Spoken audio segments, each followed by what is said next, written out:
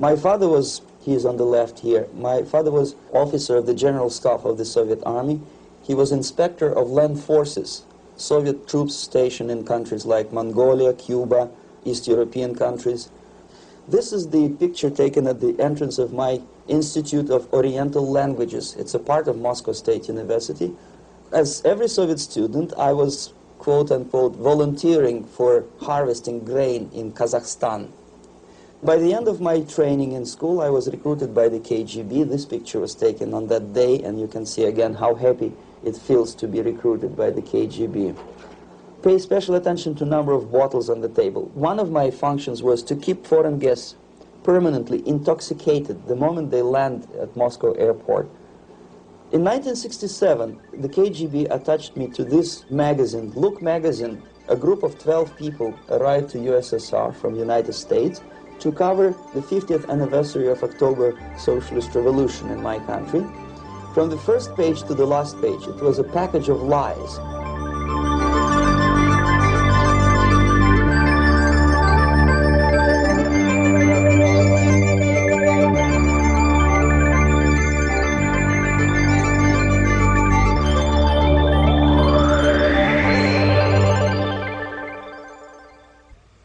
Our conversation is with Mr. Yuri Alexandrovitch Bezmenov.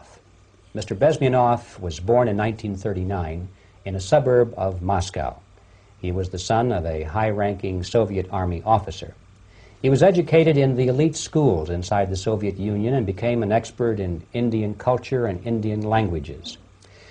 He had an outstanding career with Novosti, which was the, and still is, I should say, the press arm or the press agency of the Soviet Union. It turns out that this is also a front for the KGB. One of his interesting assignments was to brainwash foreign diplomats when they visited Moscow. And he'll tell us a little bit about how they did this and how they planted information which eventually wound up in the press of the free world. He escaped to the West in 1970 after becoming totally disgusted with the Soviet system, and he did this at great risk to his life. He certainly is one of the world's outstanding experts on the subject of Soviet propaganda and disinformation and active measures. Mr. Bezmenov, I'd like to begin by having you tell us a little bit about some of your childhood memories. Well, the most vivid memory of my childhood was Second World War, or to be more precise, the end of the Second World War, when all of a sudden United States, from a friendly nation, which helped us to defeat Nazism, turned overnight into a deadly enemy. And it was very shocking because all newspapers were trying to present an image of belligerent, aggressive American imperialism. Most of the things that we were taught is that United States is aggressive power, which is just about to invade our beautiful, free, socialist country, that American CIA is dropping Colorado beetles on our beautiful potato fields to eliminate our crops, and each schoolboy had a picture of Colorado bug on the back page of his notebook, and we were instructed to go into collective fields to search for those little Colorado bugs. Of course, we couldn't find any, neither we could find many potatoes, and that was explained again by the encroachments of the decadent imperialist power. The anti-American paranoia, hysteria in the Soviet propaganda was to such of such a higher degree that many less skeptical people or less stubborn would really believe that the United States is just about to invade our beautiful motherland, and some secretly hope that it will come true. That's interesting. Yes. Well, getting back to life inside the Soviet Union or inside communist countries in general, in this country, at the university level primarily, we read and hear that the Soviet system is different from ours, but not that different, and that there is a convergence developing between all of the systems of the world, and that really doesn't make an awful lot of difference what system you live under, because you have corruption and dishonesty and tyranny and all that sort of thing. From your personal experience, what is the difference between life under communism and life in the United States? Well, life is obviously very much different for simple reason that the Soviet Union is a state capitalist economically. It's a state capitalism where an individual has absolutely no rights, no value. His life is nothing. It's just like an insect. He is disposable. Whereby in the United States, even the worst criminal is treated as a human being. He has a fair trial, and some of them capitalize on their crimes. They publish their memoirs in their prisons and get handsomely paid by your crazy publishers.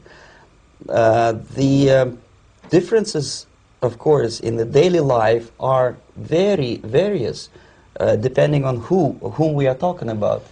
In my own private life, I never suffered from communism simply because I was brought up in a family of high-ranking military officer.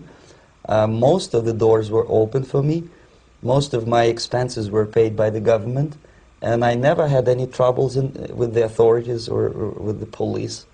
So, in other words, I would say I enjoyed, or I had good reasons to enjoy all the advantages of so-called socialist system. Mm-hmm. My main motivations to defect had nothing to do with affluence. It was mainly moral indignation, moral protest, rebellion against the inhuman methods of the Soviet system. Well, specifically, what did you object to? I objected, first of all, against oppression of my own dissidents and intellectuals. And that was the most disgusting thing that I witnessed as a young man, young student, who was brought up a very troublesome period in our history, from Stalin to Khrushchev, from total tyranny and oppression to some kind of liberalization. Second, when I started working for the Soviet embassy in India, to my horror, I discovered that we are millions times more oppressive than any colonial or imperialist power in the history of mankind. That my country brings to India not freedom, progress, and friendship between the nations, but racism, exploitation, and slavery, and of course economical inefficiency to this country. Since I fell in love with India, I developed something which by KGB standards is extremely dangerous thing. It's called split loyalty, when an agent likes a country of assignment more than his own country. I literally fell in love with this beautiful country, a country of great contrasts, but also great humility, great tolerance, and philosophical and intellectual freedoms. My ancestors used to live in caves and eat raw meat when India was a highly civilized nation 6,000 years ago. So obviously the choice was not to the advantage of my own nation. I decided to defect and to entirely dissociate myself from that brutal regime. Mr. Bezmenov, we've read a lot about the concentration camps and the slave labor camps under the Stalin regime. Now the general impression in America is that those things are part of the past. Are they still going on today, or what is the status? Yes. There is no qualitative change in the Soviet concentration camp system. There are changes in numbers of prisoners. Again, this is unreliable Soviet statistics. We don't know how many political prisoners are there in the Soviet concentration camps. But we sure know from various sources that at each particular time there are close to 25 to 30 million of Soviet citizens who are virtually kept as slaves in forced labor camp system. The size of the population of a country like Canada is serving terms as prisoners. Incredible. So I would say that those intellectuals who try to convince American public that concentration camp system is a thing of a past are either conscientiously misleading public opinion, or they are not very intellectual people. They're selectively blind.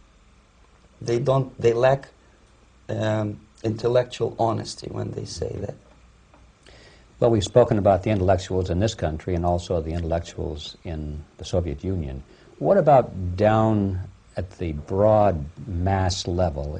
Do the people in general, the working people, the workers in general in the Soviet Union, do they support the system? Do they tolerate it? What is their attitude?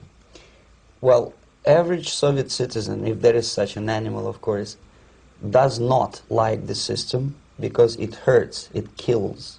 He may not understand the reasons. He may not have enough information or educational background to understand. But I doubt very much there are many people who are conscientiously supporting the Soviet system. There are not such people in USSR. Even those who have all the reasons to enjoy socialism, people like myself, who were a member of journalistic elite, they also hate the system for different reasons, though. Not because they lack material affluence, but because they are unfree to think, they are in constant fear, duplicity, split personality. And this is the greatest tragedy for my nation. Well, what do you think are the chances of the people actually overcoming their system or replacing it?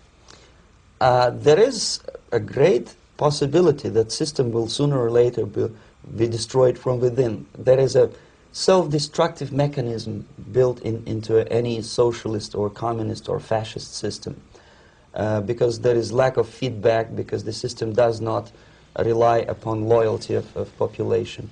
But until this Soviet junta is being supported by the Western so-called imperialists, that is, multinational companies, establishments, governments, and, let's face it, intellectuals, so-called academia in the United States is famous for supporting the Soviet system.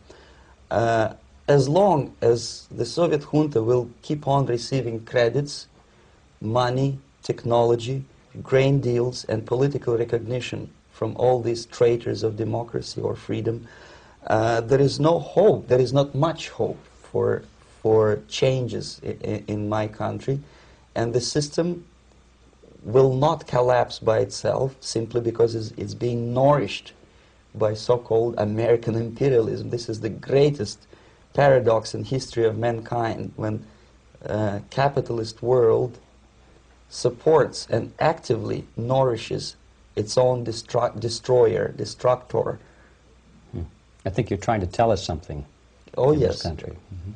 I'm trying to tell you that it has to be stopped unless you want to end up in Gulag system and enjoy all the advantages of socialist equality, working for free, catching fleas on your body, sleeping on the planks of plywood in Alaska this time, I guess. That's where Americans will belong, unless they will wake up, of course, and force their government to stop aiding Soviet fascism. Well, you told us a moment ago why you left the system. I'd like to hear the details of how you did it. It must have been a very dangerous thing. It was not so dangerous, it was crazy. First of all, because defecting in India is virtually impossible, thanks to very strong pressure from the Soviet government. Excuse me, you were in India on assignment at that time. Yes, I was working for the Soviet embassy in New Delhi as a press officer. Mm-hmm. And defecting for a Soviet diplomat is next to impossible. It's a suicide, as I said, because a great friend Indira Gandhi pushed a law through parliament which says, and I quote, "No defector from any country has a right of political asylum in any embassy on the territory of Indian Republic," which is a masterpiece of hypocrisy. No other defector but the Soviet one needs a political asylum. So, knowing that perfectly well, I planned a craziest possible way to defect. I studied counterculture in India. There were thousands of young American boys and girls with no shoes, long hair, smoking hash and marijuana, studying sometimes Indian philosophy, sometimes simply pretending that they study. And they greatly annoyed Indian police, and they were laughing stock of Indians because obviously they were good-for-nothing students. I studied carefully where they congregate, what routes they travel, what language they speak, what do they smoke. And one day I simply joined a group of hippies to avoid detection of Indian police. I was dressed as a typical hippie with blue jeans, long kameez shirts, with all kind of nice decorations like beads, long hairs, I bought a wig because for several weeks I had to turn myself from a conservative Soviet diplomat into a very progressive American hippie. And that was the only way that I could avoid detection. It was very interesting experience, but it was necessary because from my own knowledge as a member of Soviet embassy staff, I knew that there were many cases when Soviet defectors were betrayed by Indian police, and also some Western embassies played a very dirty role in betraying the Soviet defectors. According to our information, there were some, I wouldn't call them double agents, but simply immoral people working for the United States Embassy, and confiding in people like this would be a suicide. So I had to be extremely careful. I could not trust anyone, and that was the reason for such a crazy way to defect. Well, had you been caught in the act of trying to get out, what would have happened to you? Oh, most likely I would end up in concentration camp, or depending on the situation and on the whim of some bureaucrat in KGB, maybe even executed. This is normal practice, quietly, of course, not publicly. But that would be the end of my defection, of course. Well, when did you finally make it to the United States? In 1970, after about 6 months of debriefing in Athens by the CIA, and I presume FBI too, they let me go first to Germany, then to Canada. That was my decision. I had to change my identity to protect my family and my friends in USSR. And also I was a little bit paranoid, knowing that both Soviet KGB and probably some double agents within the American system may be after me. So I wanted to settle down as far away as possible. I requested CIA to give me some kind of new identity and just let me go on my own. And I settled in Canada. I was a student. I changed many professions, from farm help and laundry truck driver to language instructor and broadcaster for Canadian Broadcasting Corporations in Montreal. Well, have you had any threats on your life or any yes. unpleasant In about 5 years, KGB eventually discovered that I am working for Canadian Broadcasting. I made a very big mistake. I started working for overseas service of CBC, which is similar to Voice of America, in Russian language. And of course, monitoring service in USSR picked up every new voice. Every new announcer, they would make it a point to discover who he is. And in 5 years, sure enough, slowly but surely, they discovered that I am not Tomas Schuman, that I am Yuri Alexandrovitch Bezmenov, and that I am working for Canadian Broadcasting, and undermining beautiful détente between Canada and USSR. And the Soviet ambassador Alexander Yakovlev made it his personal effort to discredit me. He complained to Pierre Trudeau, who is known to be a little bit soft on socialism. And the management of CBC behaved in a very strange, cowardly way, unbecoming to representatives of an independent country like Canada. They listened to every suggestion that Soviet ambassador gave, and they started shameful investigation, analyzing content of my broadcasts to USSR. And sure enough, they discovered that some of my statements were probably would be offending to the Soviet Politburo. So I had to leave my job. And of course, subtle intimidations. They would say something like, please cross the street carefully because, you know, traffic is very heavy in Quebec. And fortunately, I know about the psychology and the logic of activity of the KGB, and I never allowed myself to be intimidated. This is the worst thing. This is what they expect a person, a defector, to be intimidated.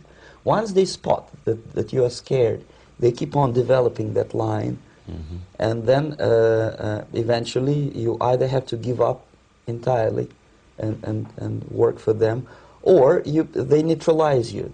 They would definitely stop all kind of political activity, which they failed to do in my case, because I was stubbornly working for the Canadian Broadcasting. And in response to their intimidations, I said that, look, this is a free country, and I am as free as you are. And I also can drive very fast. And gun control is not yet established in Canada, so I had a couple of good shotguns in my basement. So welcome to visit me someday with your Kalashnikov's machine guns. So obviously it didn't work. Intimidation didn't work. So they tried different approach, as I described. They approached on the highest level, on the level of Canadian bureaucracy. And at that level they were successful. On that level they were successful. On individual level they failed flat. Mr. Bezmenov has brought a series of slides with him that he has taken from the Soviet Union, and I think this is a good time to take a look at the slides. Yes. Now, the viewers will be able to see these slides as we talk about them. Yes, this is a collection of slides which are, some of them are snapshots from my family album, some of them are documents which I smuggled from the Soviet embassy, and some are reproductions from local mass media. I usually show them to establish my credibility as a defector. This is a picture of my native town, Mytishi, about 20 miles north from Moscow. Characteristically, there is a statue of Comrade Lenin in the central square. This is myself at the age of 7, again, characteristically, and the statue of Comrade Stalin extending his friendly hand to peoples of the world. At that age, of course, I was still idealistically minded young communist, and I still believe that sooner or later things will go for better. But I realized that the system stinks, that something is fishy, and that ideology is fake. And the propaganda about advanced Soviet agriculture simply didn't meet the criteria of reality. If they talk about abundance of food and there is none in the stores, there must be something wrong. My father was, he is on the left here, my father was officer of the General Staff of the Soviet Army. He was inspector of land forces, Soviet troops stationed in countries like Mongolia, Cuba, East European countries. Were he alive today, most likely he would be inspecting Soviet troops in Nicaragua, Angola, and many other parts of the world. Fortunately, he died, and he didn't see the disgrace, because deep inside he was a Russian patriot. He didn't like the idea of expanding Soviet military might, especially in the areas where we were not welcomed at all. Unlike many other military officers, he was reporting directly to the Minister of Defense, bypassing KGB and diplomatic service. In other words, he was a trusted military professional. And my impression that this type of people are much less hawkish and adventuristic than party bureaucrats in Kremlin. When American mass media describes Soviet military as potentially dangerous counterpart for Pentagon, I simply laugh, because I know better. I know that the most dangerous part of the Soviet power structures are not military at all. Most likely, if they come to power in my country, they'll be more sensible negotiators for nuclear disarmament and withdrawal of the Soviet troops from many parts of the world. But if someone from the party structure or the KGB structure were to give the orders for a military they have to obey, they yes, would follow, because they are professional military. But they, you see, the triangle of power and hate in USSR is the party at the top, the party elite, the oligarchy of the party, then the military and the KGB at the bottom. They hate each other, and the most hated triangle, the most hated corner of the triangle is the Communist Party bureaucrats. They are the most adventuristic, senile megalomaniacs. They can start war, I wouldn't be surprised. Not the military. They know what war is. At least my father did. This is the picture taken at the entrance of my Institute of Oriental Languages. It's a part of Moscow State University. I graduated in 1963. And I Now, excuse me, which one were you on? I am on the right. You're on the right. And on the left is my my schoolmate Vadim Smirnov, who later was a apparatchik in the Central Committee of the Soviet Union Communist Party. What is an apparatchik? It's a functionary, something like civil service in British Empire. Someone who is never fired from the service. He stays there internally. He may not be promoted too high, but he's a dependable bureaucrat who will stay forever. I studied not only languages, but also history, literature, even music. I'm on this picture, I'm trying to learn how to play Indian musical instrument. I even tried to look like an Indian when I was second-year student. Not bad, really. Yes, actually it was strongly encouraged by the instructors in my school, because the graduates of my school were later on employed as diplomats, foreign journalists, or spies. As every Soviet student, I was, quote-unquote, volunteering for harvesting grain in Kazakhstan. This is the biggest agricultural blunder of the Soviet government. But I didn't have much choice, of course, because the communist motto borrowed from the Bible says, "Those who do not work shall not eat." And you can see me eating, therefore I was working, and you can see how happy I was about it. I went through a very extensive physical and military training, including the military games in areas, suburban areas of Moscow. And here, for example, we are on a tour in Arkhangelsk area. And by the end of my training in school, I was recruited by the KGB. This picture was taken on that day, and you can see again how happy it feels to be recruited by the KGB. Our conversation with Yuri Alexandrovitch Bezmenov, who is a defector from the Soviet Union, a former propaganda agent for Novasti and the KGB, will continue after this message.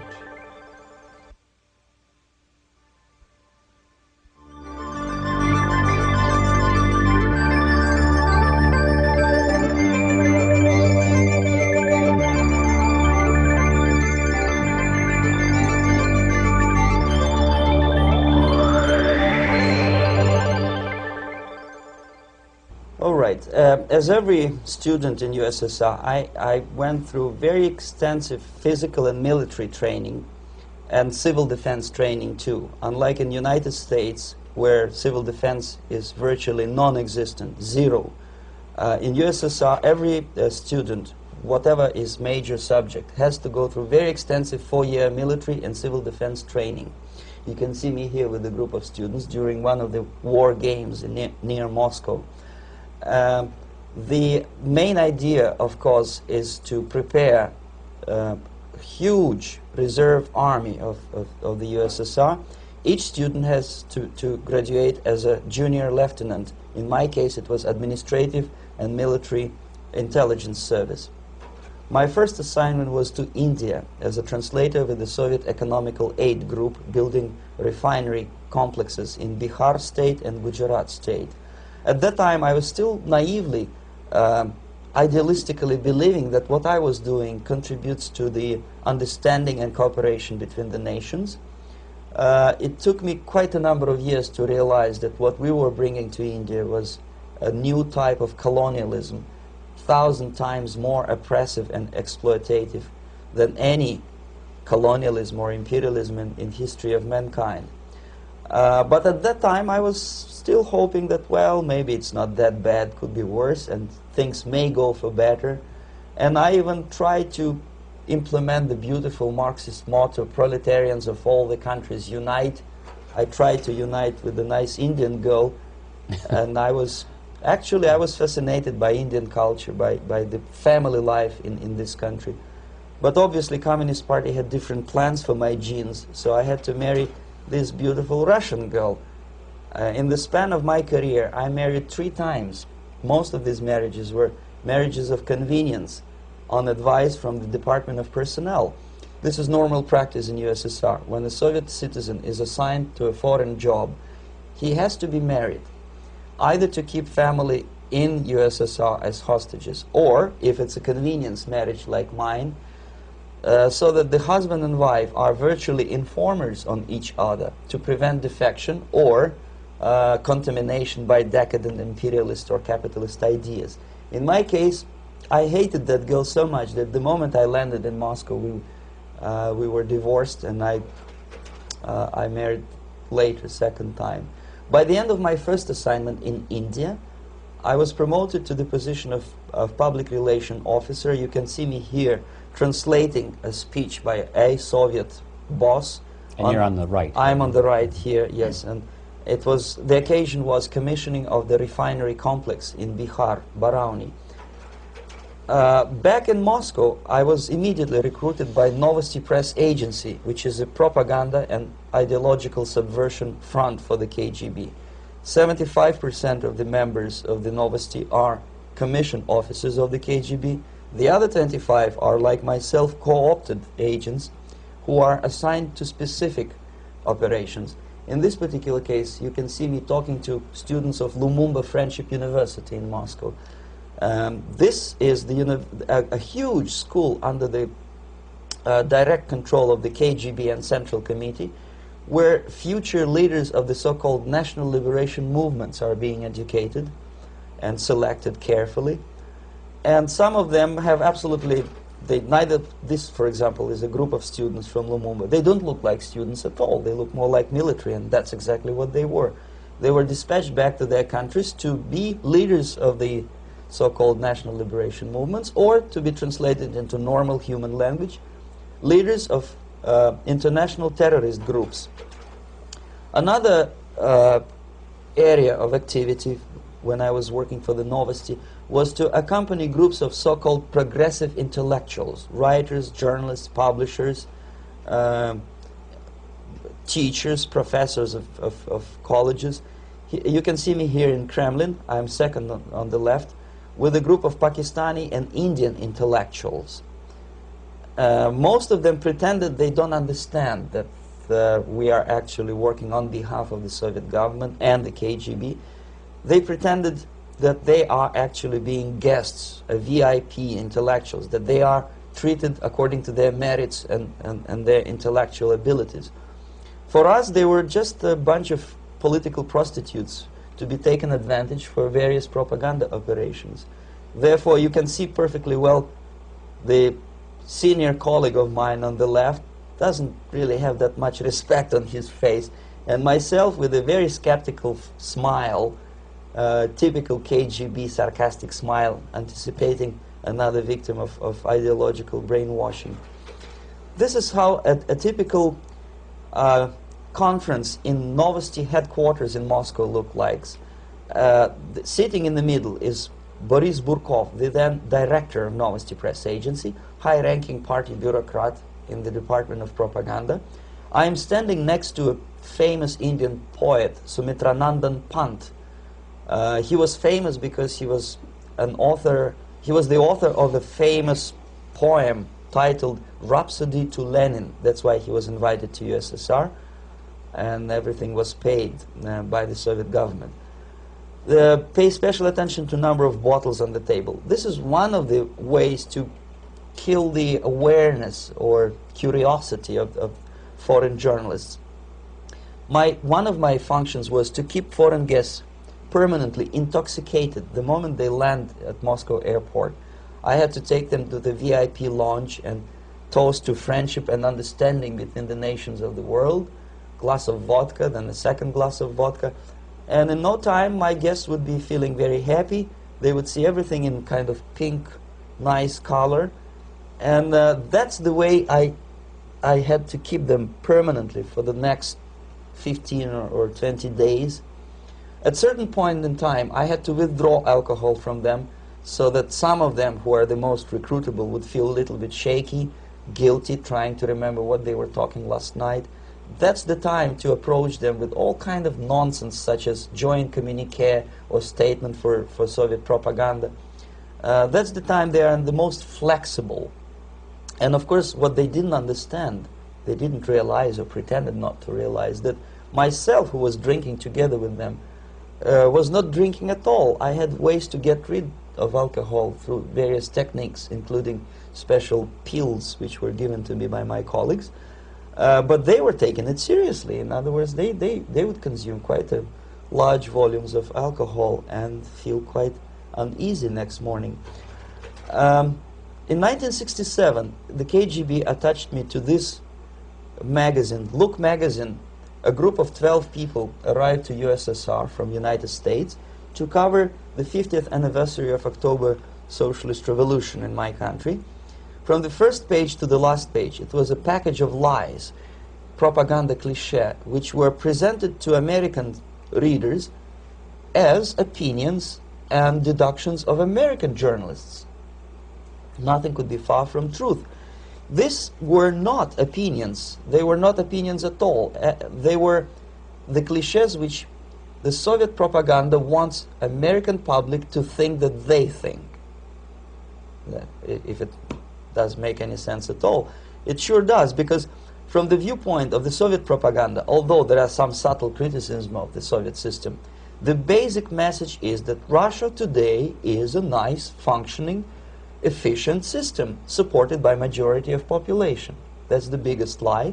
And of course, American intellectuals and journalists from Look magazine elaborated on that untruth in various different ways. They intellectualized that lie. They found all kinds of justifications for telling lies to American public.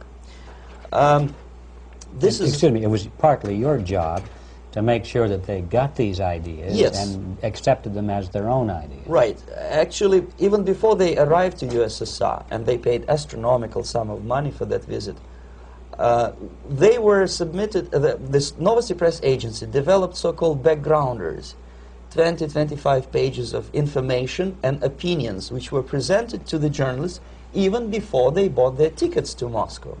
They had to analyze the situation, and judging on their reaction to that backgrounder, the local Novosti representative or local Soviet diplomat in Washington, D.C. would assess whether they be given visa to USSR or not. So they were selected ahead of time. Yes, they were pre-selected very carefully, and there is not much chance for honest journalists to arrive to USSR and to stay there for 1 year and to bring this package of lies back home. This, for example, is a centerfold of the Look magazine. They presented this monument erected by Communist Party in Stalingrad as the symbol, personification of Russian military might. And they said in the article, which is published on the site, that Soviets are very proud of the victory in the Second World War. This is another big myth, a lie.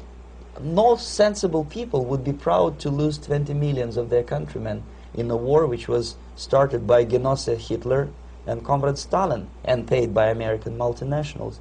Most of the Soviet citizens look at this type of monuments with disgust and sorrow, because every family lost father, brother, sister, or child in the Second World War. Yet American journalists who were trying to appease, to please their hosts, presented this picture on the centerfold as the symbol and personification of Soviet national, they call it Russian national spirit. And it was greatest misconception and a very tragic misunderstanding. Of course, Look magazine was not distributed in USSR. The main audience was in United States. But I presume that many Americans, millions of Americans who were reading Look magazine at that time, had absolutely wrong idea about the sentiments of my nation, about what the Soviets are proud of and what they hate. This is a group, you see the same lady with the sword in Stalingrad. This is the group of journalists. Myself is in the center with the same devilish smile. And Mr. Philip Harrington is on the extreme left there with his camera.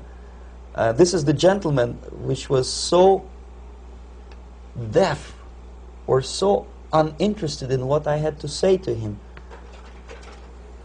This is the same picture, a blow-up of the same picture. Many guests from various countries, in this particular case from Asia and Africa, were taken by me as a Novosti Press Agency employee for a tour across Siberia, for example. We would show them typical kindergarten, you see. Nothing special by American standards.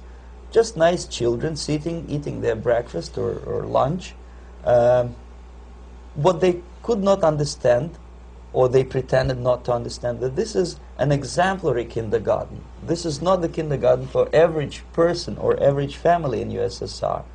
And we maintain that illusion in their minds. You can see myself under the red spot in the middle there, with the same business-like expression. I'm doing my job. That's what I'm assigned to do, and that's what I was paid to do. But deep inside, I still hope that at least some of these useful idiots would understand that what they are looking at has nothing to do with the level of affluence in my nation. This is a better picture which reflects the true spirit of the Soviet childhood. This picture was printed in a Canadian government publication by mistake. In the middle you can see children playing on a small courtyard, and the caption goes, "This is a typical kindergarten in Siberia." What these idiots didn't understand, that it is not kindergarten at all. It is a prison for children of political prisoners. But there was not a single mentioning that what they were visiting actually was an area of concentration camps. And the job of people like myself to help them to not to notice that they are actually talking to prisoners. Most of the children were dressed, especially on the occasion of the foreigners' visit. Of course, there were no corpses on the ground. There were no machine gun guards. And well, it looks not very pleasant, as you see. It looks dull, but obviously it does not create an impression that this is actually a prison. Well, did any of the journalists have the curiosity to ask about prisons and that kind of thing? Yes. They were in Siberia. This Yes. is what you associate. Yes, some of them asked questions, and naturally we would give them, for the stupid question, we give them stupid answer. No, there are no prisons in Siberia. No, most of the people who you see are free citizens of USSR. They are very happy to be here, and they are contributing to the glory of the socialist system. Some of them pretended that they believe what I was telling them, and most of them, we may discuss it later. What are the motivations of these people? Why would they stubbornly bring lies to their own population through their own mass media? I have various answers to this. There is not a single explanation. It's a complex of explanations. It's fear, pure biological fear. They understand that they are on the territory of an enemy state, a police state. And just to save their rotten skins and their miserable jobs, their affluence back home, they would prefer to tell a lie than to ask truthful questions and report truthful information. Second, most of these schmucks were afraid to lose their jobs, because obviously if you tell truth about my country, you will not last long as a correspondent of New York Times or Los Angeles Times. They will fire you. What kind of correspondent are you? You obviously cannot find common language with Russians if they kick you out in 24 hours. So just by trying to be conformist to their own editorial bosses, they tried not to offend the sentiments of the Soviet administrators and people like myself. Deep inside, I hope they would insult my or offend my sentiments. Obviously, they preferred not to. Another reason, I refuse to believe it, but obviously there is another reason. Obviously, it's a greed. These people earn a lot of money. When they come back to USA, they claim that they are experts in my country. They write books which sells in million copies, titled like Russians, The Truth About Russia. Most of it is lie about Russia. Yet they claim to be Sovietologists. They play back myth about my country, the propaganda cliches. Yet they stubbornly resist the word of truth. If a person like Solzhenitsyn is either defecting or kicked out of USSR, they try all their best to discredit him and to discourage him. I don't have much chance to appear on national network with a true story about my country. But a useful idiot like Hendrik Smith or Robert Kaiser, they are big heroes. They come back from USSR. They say, oh, we were talking to dissidents in Russia. Big deal. Soviet dissidents are chasing American correspondents in the streets, and they are cowardly escaping from these contacts. For some strange reason, if you want to know more about Spain, you refer to Spanish writers. If you want to learn more about French, you read French writers. Even about Antarctica, I bet you would read Penguins. Only about the Soviet Union, for some strange reason, you read Hendricks and Schmendricks and all kind of Kissingers, because they claim that they know more about my country. They know nothing, or next to nothing, or they pretend that they know more than they actually do. I would say they are dishonest people who lack integrity and common sense and intellectual honesty. They bring back all kind of stories like that. A kindergarten in Siberia. Omitting the most important fact, it's a prison for children of political prisoners. Another greatest example of monumental idiocy of American politicians. Edward Kennedy was in Moscow, and he thought that he is a popular, charismatic American politician who is easygoing, who can smile, dance at the wedding in Russian Palace of Marriages. What he did not understand, or maybe he pretended not to understand, that actually he was being taken for a ride. This is a staged wedding, especially to impress foreign media, or useful idiots like Ed Kennedy. Most of the guests there, they had security clearance, and they were instructed what to say to foreigners. This is exactly what I was doing. You can see me in the same damn wedding palace in Moscow where Ed Kennedy was dancing here. You see, smiling. He thinks he's very smart. From the viewpoint of Russian citizens who observe this idiocy, he's narrow-minded, egocentrical idiot who tries to earn his own popularity through participation in propaganda farces like this. Here you can see myself. On the right, again, exemplary Soviet bride. On the left, 3 journalists from various countries, Asia, Africa, and Latin America. Obviously, they enjoying the situation. They will go back home and write the reports. We were present on a regular Soviet wedding. They were not present on a regular Soviet wedding. They were present, they were parts of a farce, of a circus performance. Another thing which I had to sometimes risking my life to explain to foreigners. Time magazine, for example, is very critical of South African racist regime. The whole article was dedicated to the shameful internal passport system where blacks are not allowing to live with whites. For some strange reason, for the last 14 years since my defection, nobody wanted to pay attention to my passport. This is my passport. It also shows my nationality, and it has a police rubber stamp, which is called propiska in Russian language, which assigns me to a certain area of residence. I cannot leave that area, same way as this black man cannot leave the area in South Africa. Yet we call South African government racist regime. Not a single Jane Schmonda or Fonda is brave enough, courageous enough to come to media and say, look, this is what happens in USSR. I send a copy of my passport to many American liberals and civil rights defenders and all the other useful idiots. They never bothered to answer me back. This shows what kind of integrity, what kind of honesty these people are.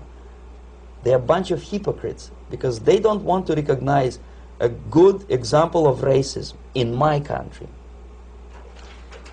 This is the first stage of befriending a professor. You can see myself on the left with the same James Bond smile. On the right is my KGB supervisor, Comrade Leonid Mitrokhin, and in the middle a professor of political science in Delhi University. The next stage would be to invite him to a gathering of Indo-Soviet Friendship Society. There he is sitting next to his wife before he is being sent to USSR for free trip. Everything is paid by the Soviet government. He was made to believe that he is invited to USSR because he is a talented, sober-thinking intellectual. Absolutely false. He is invited because he is a useful idiot, because he would agree and subscribe to most of the Soviet propaganda cliché. And when he is coming back to his own country, he is going for years and years to teach the beauties of Soviet socialism to newer and newer generations of his students, thus promoting the Soviet propaganda line. The KGB was even curious about this gentleman. It may look innocent. Maharishi Mahesh Yogi, a great spiritual leader, or maybe a great charlatan and crook, depending on from which side you're looking at him. Beatles were trained at his ashram in Hardwar in India how to meditate. Mia Farrow and other useful idiots from Hollywood visited his school, and they returned back to United States absolutely zonked out of their minds with marijuana, hashish, and crazy ideas of meditation. To meditate, in other words, to isolate oneself from the current social and political issues of your own country. To get into your own bubble, to forget about troubles of the world. Obviously, KGB was very fascinated with such a beautiful school, such a brainwashing center for stupid Americans. I was dispatched by the KGB to check what kind of VIP Americans attend this school. That's you on the left. Yes, I'm on the left. I was trying to get enrolled in that school. Unfortunately, the Maharishi Mahesh Yogi asked too much. He wanted $500 American for enrollment. But my function was not actually to get enrolled in the school. My function was to discover what kind of people from United States attend this school.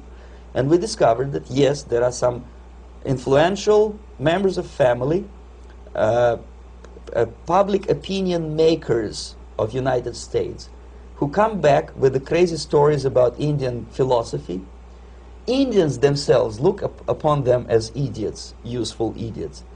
To say nothing about KGB, who looked at them as extremely naive, misguided people.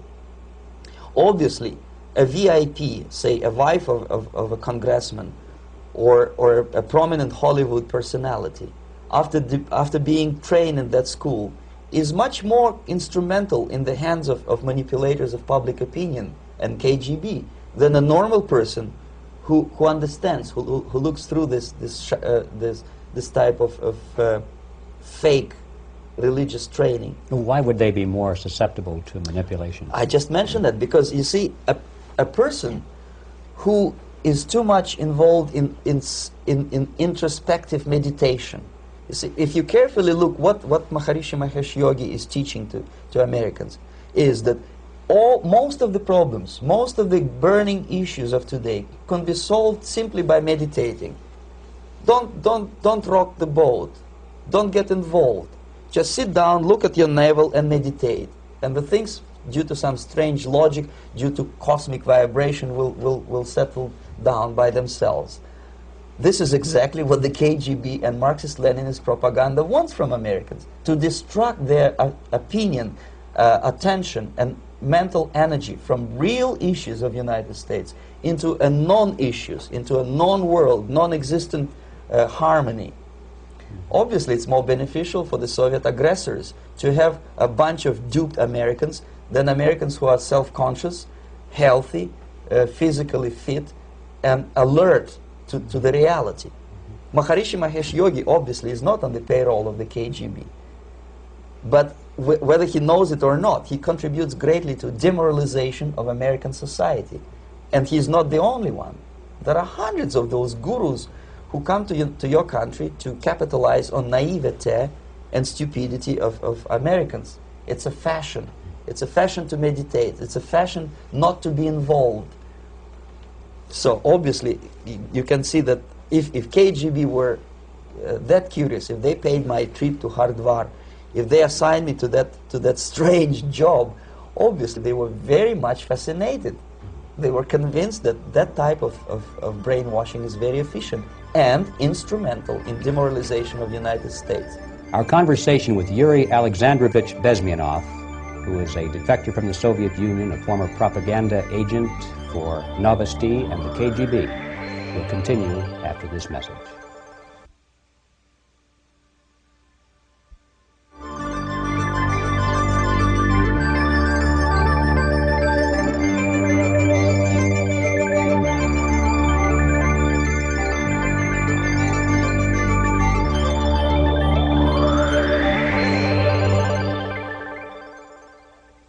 This picture shows the part of the building of USSR embassy and my supervisors. On the left is Comrade Mehdi, an Indian communist, and on the right, Comrade Mitrokhin. my supervisors in the secret department of research and counter-propaganda. It has nothing to do with either research or counter-propaganda. Most of the activity of that department was to compile huge volume of information on individuals who were instrumental in creating public opinion. Publishers, editors, journalists, actors, educationalists, professors of political science, members of parliament, representatives of business circles. Most of these people were divided roughly in two groups. Those who would toe the Soviet foreign policy, they would be promoted to the positions of power through media and public opinion manipulation. Those who refused the Soviet influence in their own country would be character assassinated or executed physically come revolution. Same way as in the small town of Hue in South Vietnam, several thousands of Vietnamese were executed in one night when the city was captured by Viet Cong for only 2 days. And American CIA could never figure out how could possibly communists know each individual, where he lives, where to get him, and would be arrested in one night, basically in some 4 hours before dawn, put on a van, taken out of the city limits and shot. The answer is very simple. Long before communists occupied the city, there was extensive network of informers, local Vietnamese citizens, who knew absolutely everything about people who are instrumental in public opinion, including barbers and taxi drivers. Everyone who was sympathetic to the United States was executed. Same thing was done under the guidance of the Soviet embassy in Hanoi, and same thing I was doing in New Delhi. To my horror, I discovered that in the files where people were doomed to execution, there were names of pro-Soviet journalists with whom I was personally friendly. Pro-Soviet? Yes. They were idealistically minded leftists who made several visits to USSR, and yet the KGB decided that come revolution or drastic changes in political structure of India, they will have to go. Why is that? Because they know too much. Simply because, you see, the useful idiots, the leftists who are idealistically believing in the beauty of Soviet socialist or communist or whatever system, when they get disillusioned, they become the worst enemies. That's why my KGB instructors specifically made the point, never bother with leftists. Forget about these political prostitutes. Aim higher. This was my instruction. Try to get into large circulation, established conservative media. Reach, filthy rich movie makers, intellectuals, so-called academic circles. Cynical, egocentric people who can look into your eyes with angelic expression and tell you a lie. These are the most recruitable people, people who lack moral principles, who are either too greedy or too suffer from self-importance. They feel that they matter a lot. These are the people who KGB wanted very much to recruit. But to eliminate the others, to execute the others, don't they serve some purpose? Wouldn't they be the ones we rely on? They serve purpose only at the stage of destabilization of a nation. For example, your leftists in United States, all these professors and all these beautiful civil rights defenders, they are instrumental in the process of the subversion only to destabilize the nation. When their job is completed, they are not needed anymore. They know too much. Some of them, when they get disillusioned, when they see that Marxist-Leninists come to power, obviously they get offended. They think that they will come to power. That will never happen, of course. They will be lined up against the wall and shot. But they may turn into the most bitter enemies of Marxist-Leninists when they come to power. And that's what happened in Nicaragua. You remember most of these former Marxist-Leninists were either put to prison or one of them split, and now he's working against Sandinistas. It happened in Grenada when Maurice Bishop was already a Marxist. He was executed by a new Marxist who was more Marxist than this Marxist. Same happened in Afghanistan when first there was Taraki, he was killed by Amin, then Amin was killed by Babrak Karmal with the help of KGB. Same happened in Bangladesh when Mujibur Rahman, very pro-Soviet leftist, was assassinated by his own Marxist-Leninist military comrades. It's the same pattern everywhere. The moment they serve their purpose, all the useful idiots are either be executed entirely, all the idealistically minded Marxists, or exiled, or put in prisons, like in Cuba. Many former Marxists are in Cuba, in prison. So most of the Indians who were cooperating with the Soviets, especially with our Department of Information of the USSR Embassy, were listed for execution. And when I discovered that fact, of course I was sick. I was mentally and physically sick. I thought that I'm going to explode one day during the briefing at the ambassador's office. I would stand up and say something that we are basically a bunch of murderers. That's what we are. It has nothing to do with friendship and understanding between the nation and blah, blah, blah. We are murderers. We behave as a bunch of thugs in a country which is hospitable to us, a country which with ancient traditions. But I did not defect. I tried to get the message across. To my horror, nobody wanted even to listen, least of all to believe what I had to say. And I tried all kinds of tricks. I would leak information through letters or lost documents or something like that. And still I got no message. The message was not published, even in the conservative mass media of India. The immediate impulse to defect was Bangladesh crisis, which was described by American correspondents as Islamic grassroots revolution, which is absolute baloney. There was nothing to do with Islam, and there was no grassroots revolution. Actually, there are no grassroots revolutions, period. Any revolution is a byproduct of a highly organized group of conscientious and professional organizers, but has nothing to do with grassroots. In Bangladesh, it was nothing with grassroots. Most of the Awami League party members, Awami League means People's Party, were trained in Moscow in the High Party School. Most of the Mukti Fauj leaders, Mukti Fauj in Bengali means People's Army, same as SWAPO and all kind of liberation armies all over the world, the same bunch of useful idiots.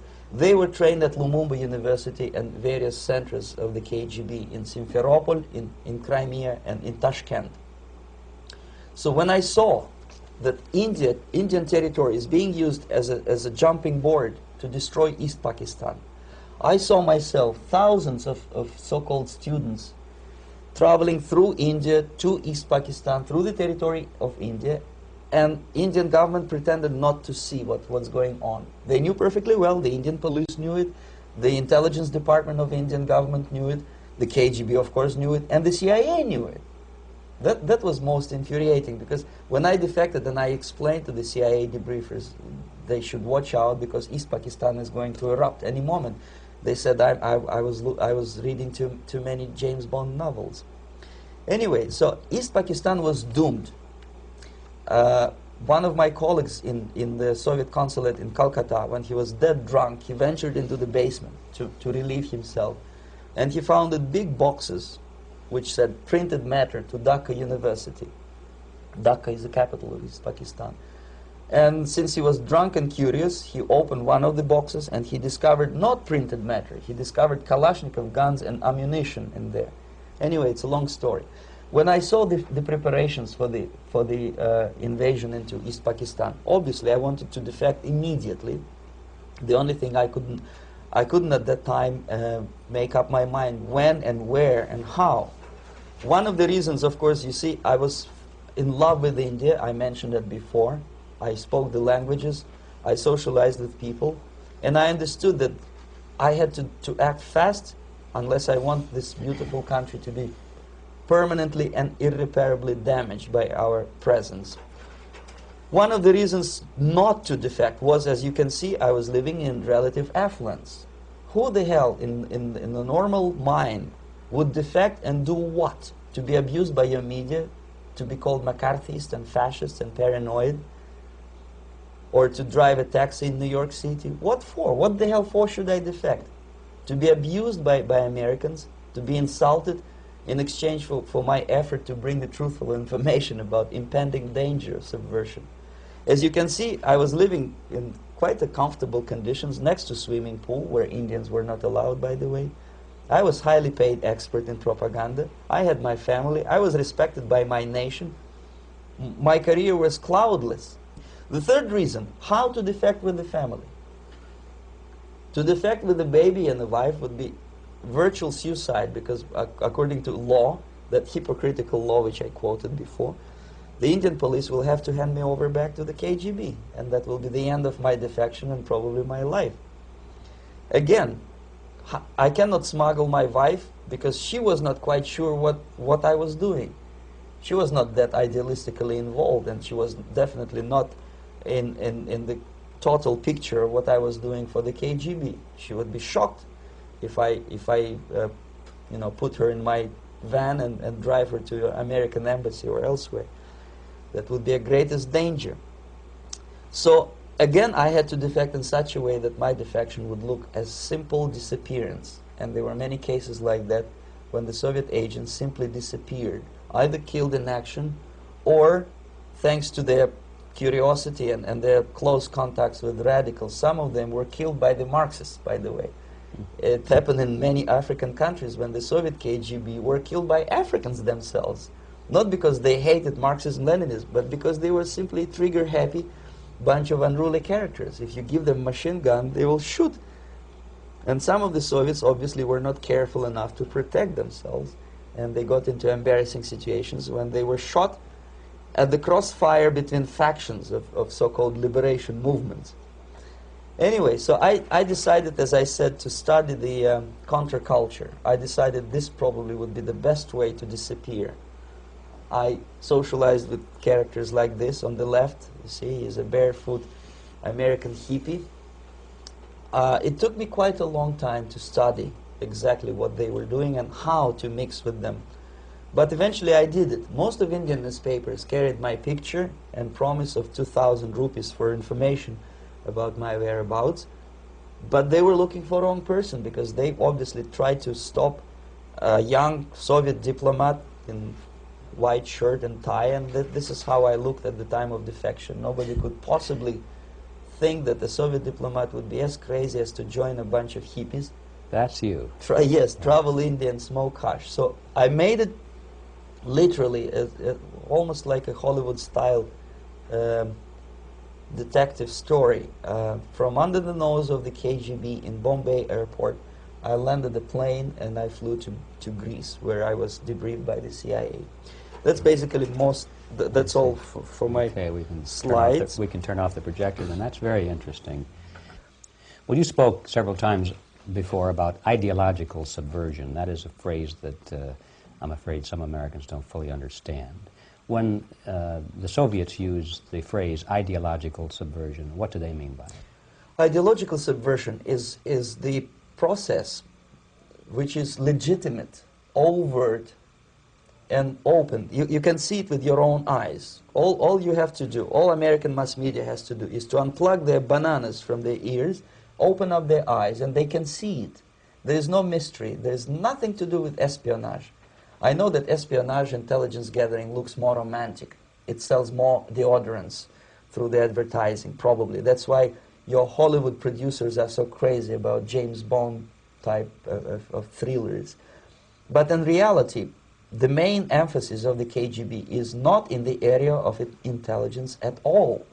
According to my opinion and opinion of many defectors of my caliber, only about 15% of time, money, and manpower is spent on espionage as such. The other 85% is a slow process which we call either ideological subversion or active measures, активные мероприятия in the language of the KGB, or psychological warfare. What it basically means is to change the perception of reality of every American to such an extent that despite of the abundance of information, no one is able to come to sensible conclusions in the interests of defending themselves, their families, their community, and their country.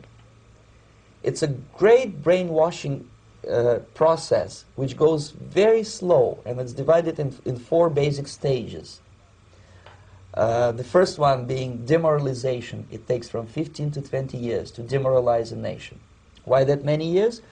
Because this is the minimum number of years which requires to educate one generation of students in the country of your enemy, exposed to the ideology of the enemy. In other words, Marxism-Leninism ideology is being pumped into the soft heads of at least 3 generations of American students without being challenged or counterbalanced by the basic values of Americanism, American patriotism. The result you can see.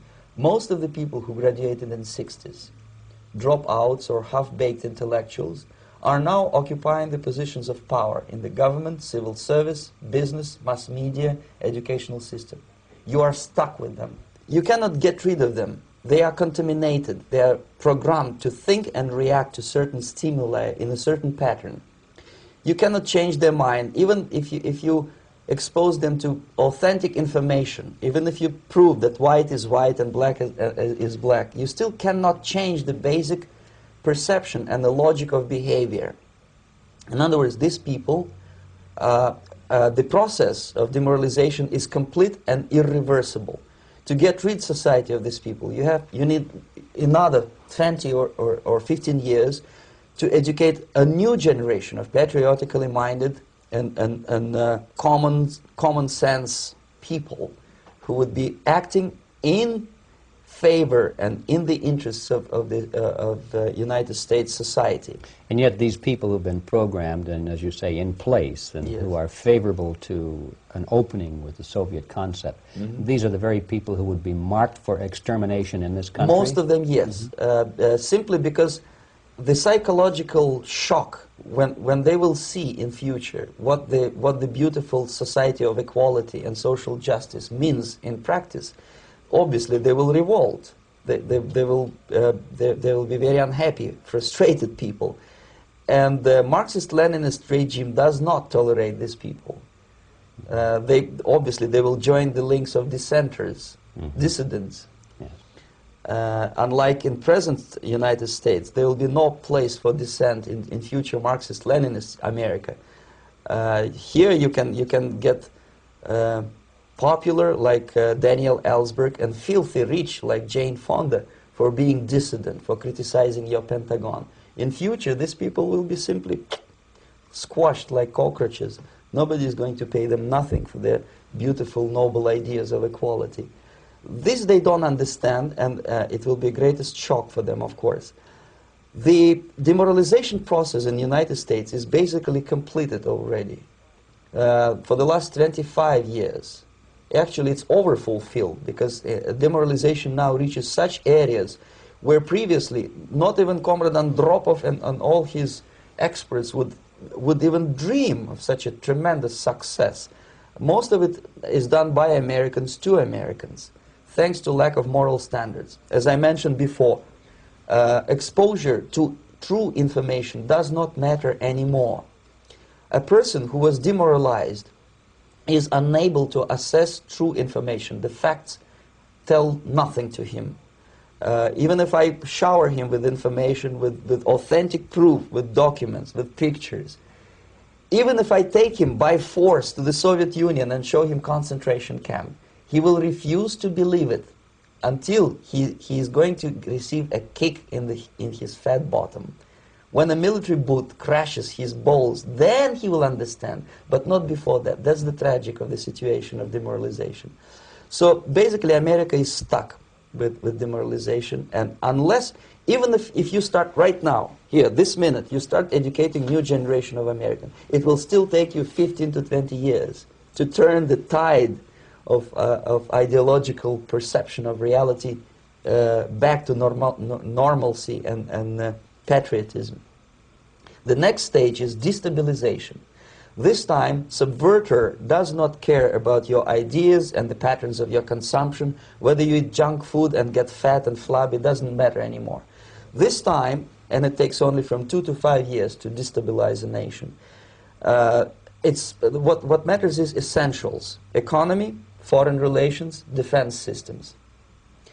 And you can see it quite clearly that in some areas, in such sensitive areas as defense and economy, the influence of Marxist-Leninist ideas in the United States is absolutely fantastic. I could never believe it 14 years ago when I landed in this part of the world that the process will go that fast. The next stage, of course, is crisis. It may take only up to 6 weeks to bring a country to the verge of crisis. You can see it in Central America now. And after crisis, with a violent change of power, structure, and economy, you have so-called the period of normalization. It may last indefinitely. Normalization is a cynical expression borrowed from Soviet propaganda. When the Soviet tanks moved into Czechoslovakia in '68, Comrade Brezhnev said, "Now the situation in brotherly Czechoslovakia is normalized."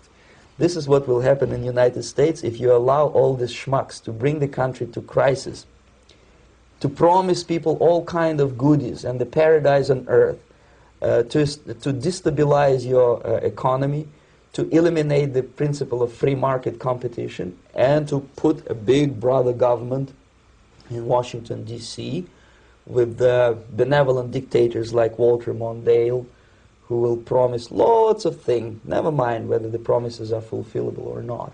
He will go to Moscow to kiss the bottoms of new generation of Soviet assassins, never mind. He will create false illusions that the situation is under control. Situation is not under control. Situation is disgustingly out of control. Most of the American politicians, media, and educational system trains another generation of people who think they are living at a peacetime. False. United States is in the state of war, undeclared total war against the basic principles and the foundations of this system. And the initiator of this war is not Comrade Andropov, of course. It's the system. However ridiculous it may sound, the world communist system or the world communist conspiracy, whether I scare some people or not, I don't give a hoot. If you are not scared by now, nothing can scare you. But you don't have to be paranoid about it. What actually happens now, that unlike myself, you have literally several years to live on unless the United States wake up. The time bomb is ticking. With every second, the disaster is coming closer and closer. Unlike myself, you will have nowhere to defect to, unless you want to live in Antarctica with penguins. This is it. This is the last country of freedom and possibility. Okay, so what do we do? What is your recommendation to the American people? Well, the immediate thing that comes to my mind is, of course, there must be a very strong national effort to educate people in the spirit of real patriotism, number one. Number two, to explain them the real danger of socialist, communist, whatever, welfare state, big brother government. If people will fail to grasp the impending danger of that development, nothing ever can help United States. You may kiss goodbye to your freedom, including freedoms to homosexuals, to prison inmate. All these freedoms will vanish, evaporate in 5 seconds, including your precious lives. The second thing, the moment at least part of United States population is convinced that the danger is real, they have to force their government. And I'm not talking about sending letters, signing petitions, and all this beautiful, noble activity. I'm talking about forcing United States government to stop aiding communism. Because there is no other problem more burning and urgent than to stop the Soviet military-industrial complex from destroying whatever is left of the free world. And it is very easy to do. No credits, no technology, no money, no political or diplomatic recognition, and of course no such idiocy as grain deals to USSR. The Soviet people, 270 millions of Soviets, will be eternally thankful to you if you stop aiding a bunch of murderers who sit now in Kremlin and whom President Reagan respectfully calls government. They do not govern anything, least of all such complexity as the Soviet economy. So two very simple, maybe too simplistic answers or solutions, but nevertheless they are the only solutions. Educate yourself, understand what's going on around you. You are not living at the time of peace. You are in a state of war, and you have precious little time to save yourself. You don't have much time, especially if you are talking about young generation. There is not much time left for convulsions and sexual masturbation to the beautiful disco music. Very soon it will go, just overnight. If we are talking about capitalists or wealthy businessmen, I think they are selling the rope on which they will hang very soon. If they don't stop, if they cannot curb their unsettled desire for profit, and if they keep on trading with the monster of the Soviet communism, they are going to hang very soon.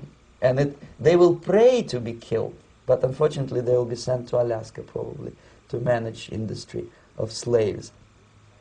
It's simplistic. I know it sounds unpleasant. I know Americans don't like to listen to things which are unpleasant. But I have defected not to tell you the stories about such idiocy as microfilm, James Bond type espionage. This is garbage. You don't need any espionage anymore. I have come to talk about survival. It's a question of survival of this system. You may ask me, what is it in for me? Survival, obviously, because unlike, as I said, I am now in your boat. If we sing together, we'll sing beautifully together. There is no other place on this planet to defect to.